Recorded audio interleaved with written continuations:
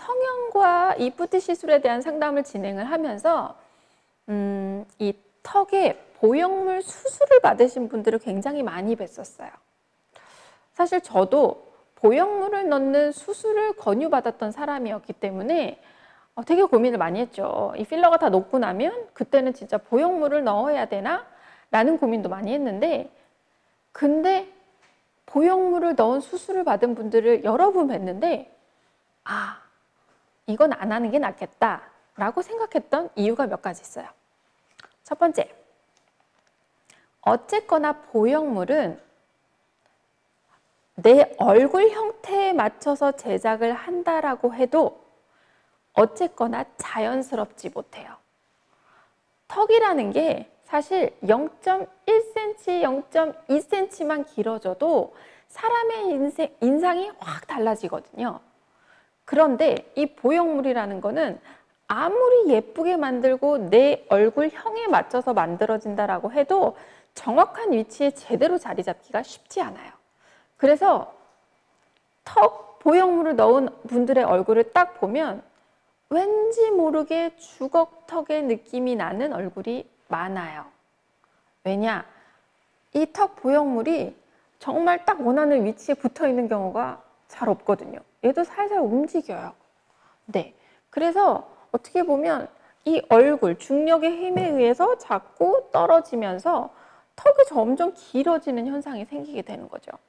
그래서 저는 처음에는 말씀을 안 하셨기 때문에 턱 수술하신 거를 전혀 모르고 있었어요. 근데 나중에 말씀을 하시는 걸 들어보니 턱에다 보형물을 넣으신 걸 알았고, 그렇게 해서 얼굴 비율을 보니 턱이 점점 길어졌다라는 느낌을 받을 수 있었어요. 그래서 사실 저는 턱 보형물이 들어가 있는 걸 그렇게 권장하지 않고, 그리고 턱 보형물의 경우, 이건 코도 마찬가지예요. 이물질이 내 몸 안에 들어왔을 때 반응을 할 수가 있어요. 내가 면역력이 떨어지고 뭔가 컨디션이 좋지 않고 외부의 뭔가에 의해서 건강 상태가 안 좋아진다라고 했을 때 가장 먼저 몸에서 나타나는 반응이 바로 이 이물 반응이에요. 그래서 턱이고 코고 몇 년 동안 너무너무 멀쩡했는데 아주 갑작스러운 기회에 갑자기 막 염증 반응, 막 코도 막 땡땡 붓고 막 턱도 땡땡 붓고 아프고 막 붉어지고 막 보라색으로 변하고 이런 케이스들이 생겨요. 그건 왜냐? 어쨌거나 내 몸에 들어와 있는 이물질이거든요. 몸에서 면역이 떨어지기 시작을 하면 가장 먼저 반응하는 것이 바로 그런 이물질들이에요. 그렇기 때문에 이 턱에서도 그런 반응이 올 수가 있어요. 그리고 턱의 경우에는 사실 굉장히 많이 움직이고 있는 부위예요. 코는 사실 움직일 일이 없어요. 제가 막 이렇게 하지 않는 이상 막 코에 인상을 쓰고 코가 막 자유자재로 움직이고 이런 경우는 많지 않아요. 하지만 턱은 우리가 수시로 개고 있고 눌리고 있고 잘 때도 눌리고 굉장히 많은 움직임이 있어요. 그렇기 때문에 얘는 정확하게 자기 자리에 잡혀 있는다는 것 자체가 사실 거의 불가능해요. 그래서 제가 아는 분은 아이를 키우는 분이었는데 아이랑 뭘 막 하다가 아이가 이렇게 툭 쳤는데 이 턱을 툭 친 거죠. 그래서 보형물이 실제적으로 얼굴 안에서 이렇게 탁 삐뚤어져 버리신 거예요. 그래서 다시 재수술을 받으셨다라고 해요. 이게 이제 염증이 생기기 시작을 하는 거죠.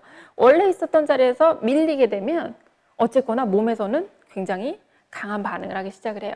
그럼 염증도 막 생기고 아프고 이렇게 되면서 결국에는 그 보형물을 제거하는 수술을 받으셨어요.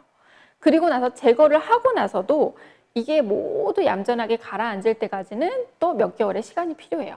그러면 그 기간 동안에는 또 턱이 없는 상태로 지내셔야 되는 거죠. 이처럼 어떻게 보면 턱이 있고 없고 하나에 따라서 인상이 굉장히 많이 변화가 되는데 보형물을 넣었다 갑자기 딱 뺀 상태로 몇 개월 또 있어야 된다?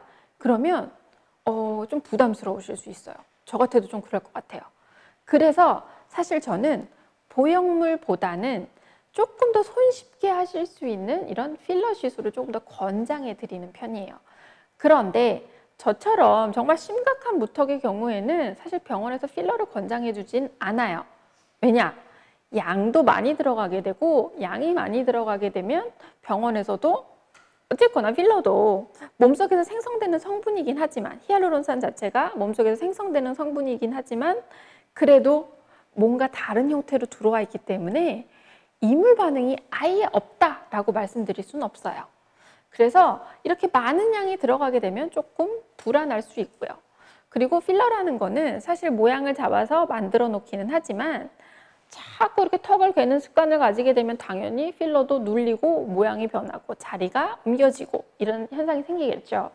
그리고 이렇게 많은 양을 넣어놨는데 사실 일반적인 히알루론산 필러가 가지고 있는 유지 기간은 조금 더 단단하고 텍스처가 입자가 있는 이런 필러를 기준으로 했을 때 한 1년에서 1년 반을 넘어가기가 쉽지 않아요. 그렇기 때문에 유지 기간 대비 들어가는 시간과 공이 크다라고 해서 이 양이 많이 들어가는 분들은 그렇게 크게 권하지 않아요. 그리고 필러 시술을 할 때 단순하게 턱을 이렇게 뾰족하게 만드는 것만이 능사는 아니에요. 얼마만큼 입체적으로 모양을 예쁘게 만드느냐.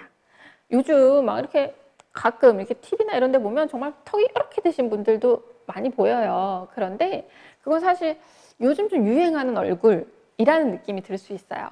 그래서 너무 뾰족한 턱보다는 어떻게 보면 입체적으로 앞, 뒤가 정확하게 모양이 예쁘게 만들어지는 이 턱을 만드는 게 굉장히 중요하거든요.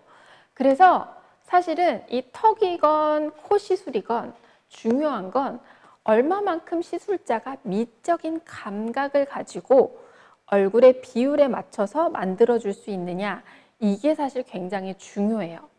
그래서 어떻게 보면 약간 공장형 병원에서 그런 경우가 있어요. 정말 똑같이 이 사람 저 사람 다 들어가는데 나오는 얼굴은 다 비슷비슷해지는 그런 경우 있죠. 그런 경우에는 사실 이 사람 각각의 얼굴의 비율이라든지 형태를 맞추고 시술을 한 게 아니라 정해져 있는 그 룰대로 모양을 만드는 거죠. 그러니까 이렇게 되면 좀 찍어낸 얼굴 같은 느낌이 들 수 있다는 거예요. 그래서 오히려 좀 상담을 좀 깊게 받으시고 얼굴 형태가 이러이러하니 이 얼굴에 맞춰서는 이렇게 시술을 하면 좋겠습니다 라고 해줄 수 있는 그런 곳에서 시술을 받으시면 조금 더 안전하겠죠.